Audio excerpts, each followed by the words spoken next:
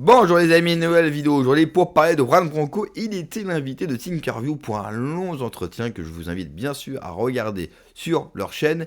Et il va tenir des propos extrêmement intéressants sur l'Union Européenne et sur la France. Mais juste avant de l'écouter, comme d'habitude, n'oubliez pas de vous abonner, le pouce, le commentaire, le partage et le boost également de la vidéo. Vous le savez, c'est extrêmement important. Allez, on l'écoute et on en parle juste après. Et fait un glou-glou-glou auprès de Vladimir Poutine en disant t'es moins pire que Trump, donc on va faire une coalition contre Trump. Est-ce que Trump n'est pas en train de pousser les Européens à se réconcilier correctement avec Poutine et faire un bloc d'équilibre?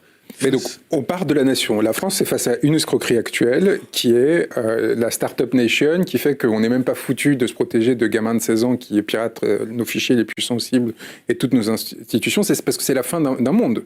Et une escroquerie que je considère alternative, qui est celle qui est proposée et portée aujourd'hui par la gauche, parce que l'extrême droite n'a pas de projet différent, en tout cas le Rassemblement national n'a pas de projet différent de celui de la Macronie.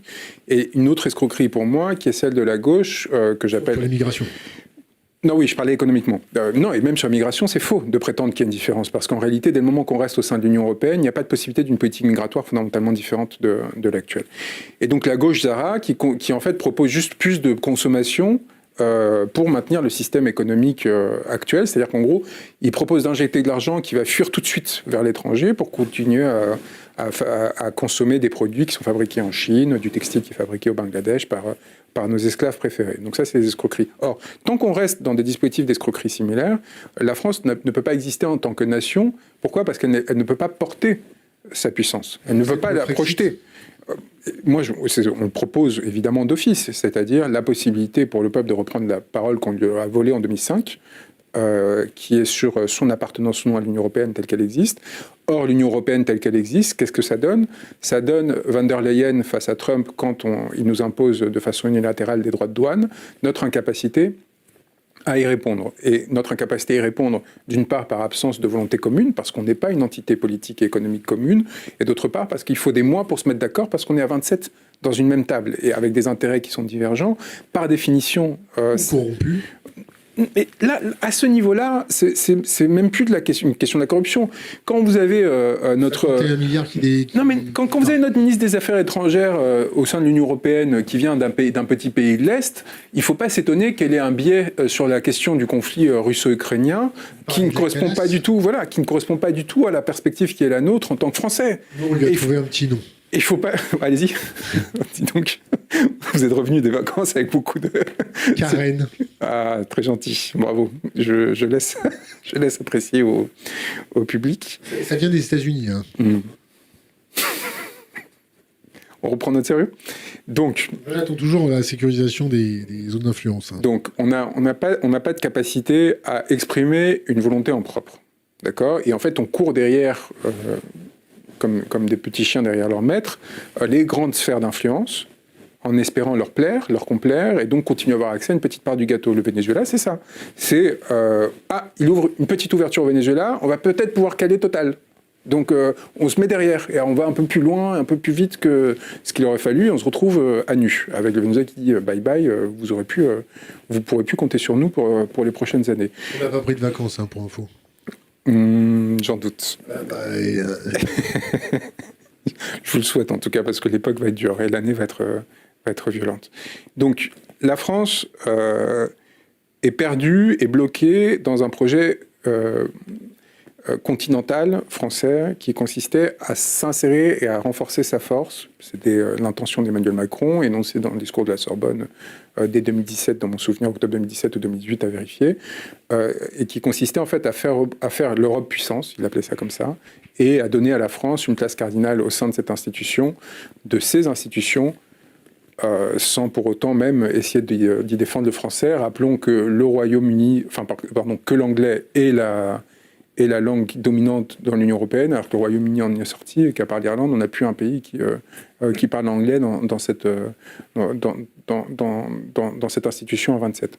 Donc on est dans une perspective de courte vue qui nous met toujours plus en tension avec les grands blocs, parce que en réalité, on cherche à exister par nous-mêmes, mais sans avoir une idée de pourquoi ou dans quelle direction. Donc on est vu comme des provocateurs arrogants, un peu énervant et gênant, ce qui explique la dernière sortie de Vladimir Poutine par rapport à la coalition des volontaires, où il annonce qu'en gros, la disposition...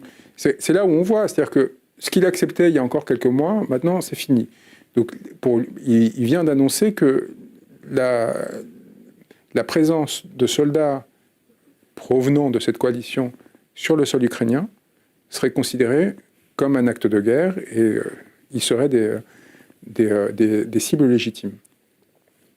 Donc, bye bye, parce qu'évidemment, on ne va pas se mettre dans cette position-là. Donc, toute l'agitation proposée par Emmanuel Macron depuis quelques mois sur ce qui lui apparaissait comme la nouvelle solution pour avoir de la France une position dominante sur cette question, sur cette zone territoriale, eh bien, s'effondre. Donc, il faut commencer à réfléchir en termes géopolitiques. Vous voyez, il faut pas... la géopolitique, pour moi, c'est un peu...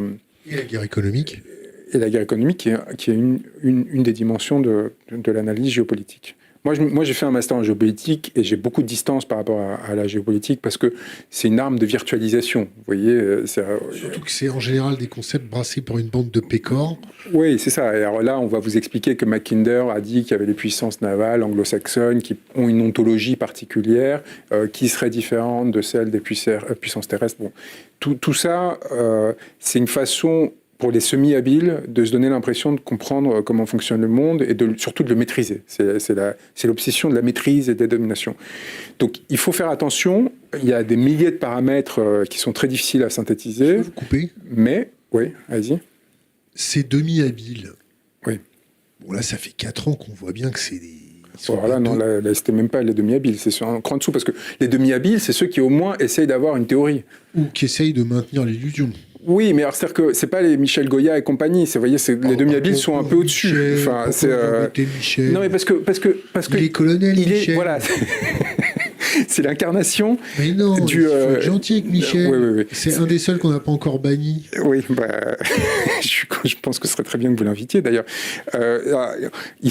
C'est des techniciens. C'est-à-dire qu'en fait, ils sont même pas. Il y a les théoriciens. Pour moi, les demi-habiles, c'est ceux-là. Et il y a en dessous ceux qui pensent par la technique, qui disent « Ah oui, moi je sais comment fonctionne un régiment et comment ça se déplace sur le terrain, donc je vais vous expliquer la vie. » Tout s'explique à partir de ma maîtrise technique des paramètres locaux d'une mobilisation militaire. Au-dessus, mais c'est pas au-dessus, parce qu'en réalité c'est une autre forme de vanité, il y a ceux qui réfléchissent par grands ensembles théoriques, voilà, avec ça va de Clausewitz, Mackinder en passant par je sais pas quoi. Et qui font jamais de terrain, et qui se perdent dans leur virtualisation du monde, et qui surtout deviennent très rapidement des idéologues courtisans. C'est-à-dire, en fait, parce que leur seul but... Vous parlez de ceux qui se coiffent avec du pétrolane ? Non, parce que là, il n'a pas de rapport à la théorie, ce garçon. C'est plutôt, je pense par exemple en Russie... on va en avoir plusieurs, mais ça va de Douguine...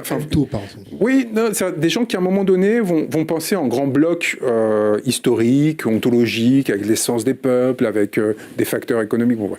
Et après, il y a le dirigeant politique qui, lui, est obligé de composer avec le réel. Vous voyez, qui, à un moment donné, et alors, s'il réfléchit un peu, il essaye d'associer histoire, économie, géopolitique. Et donc, en l'occurrence, c'est quoi la France aujourd'hui dans le monde ? Je serais d'accord avec Juan Branco dans cette excellente interview que je vous conseille de regarder, bien sûr, sur la chaîne YouTube Thinkerview. Je suis d'accord avec son constat. Ce que nous démontre la situation actuelle avec la Russie, la Chine et les États-Unis, c'est en fait le grand retour des États-nations et des États puissants, c'est-à-dire des pays qui font tout pour préserver leur souveraineté et leur puissance. Des pays qui s'accaparent, qui prennent, qui négocient, qui ont un plan, qui ont une vision. Et la préservation de leur domaine économique.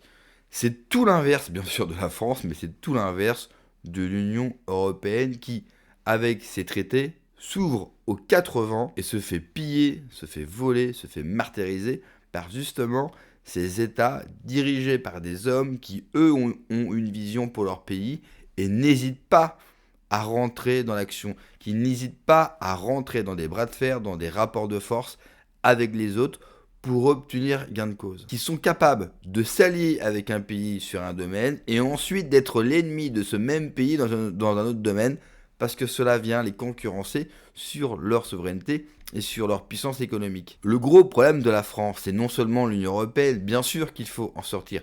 L'autre problème, surtout, et peut-être le plus important, c'est que nous avons une élite, aussi bien économique, intellectuelle, bourgeoise, politique, qui n'a plus aucune vision et qui ne comprend plus le monde. La plupart font encore de la politique à papa. La plupart ont des raisonnements qui sont déjà dépassés, qui sont totalement has-been. Ils ne comprennent plus le monde actuel. Il suffit de les écouter.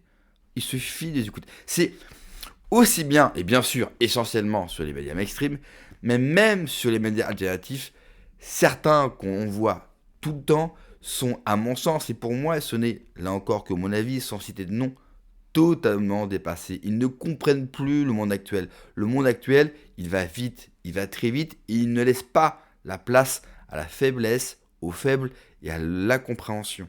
Ce que nous montrent aussi ces pays-là, dirigés, et c'est la chance de leur peuple, par de grands dirigeants, c'est qu'ils passent à l'action. Ils ne parlent pas. Hormis Trump, qui parle beaucoup, mais cela aussi correspond à une mentalité américaine, à une mentalité du show, les autres ne parlent pas. Vous ne les entendez quasiment jamais. Et pourtant, ils ne cessent de passer à l'action tous les jours, partout dans le monde, dans leur intérêt. Nous, c'est tout l'inverse. Nous avons une classe politique, une classe dirigeante qui passe sa vie sur les plateaux de télé, de radio et sur Twitter.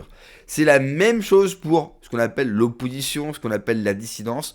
Nous passons notre temps à parler. La notion d'action, de rapport de force, cette capacité à tordre l'autre, à l'emmener dans un piège, à l'amener là où on le souhaite pour ensuite entamer une négo avec cette personne et la gagner, nous avons perdu totalement ce sens-là. Nous avons une vision finalement béni oui oui du héros blanc. Nous on veut être celui qui va gagner sans se salir les mains et finir par dire aux gens, vous voyez, nous sommes le chevalier blanc du monde et nous sommes les gentils de l'histoire. Il n'y a pas de méchants et de gentils dans l'histoire. Il y a ceux qui gagnent, il y a ceux qui perdent et bien sûr, évidemment que ceux qui gagnent écrivent l'histoire à leur manière. On peut s'en plaindre. Bien sûr, on peut condamner d'un point de vue moral ou d'un point de vue éthique. Oui, bien sûr. Le problème, c'est que la morale, l'éthique n'ont rien à voir avec ça. Bien au contraire, on le voit en France.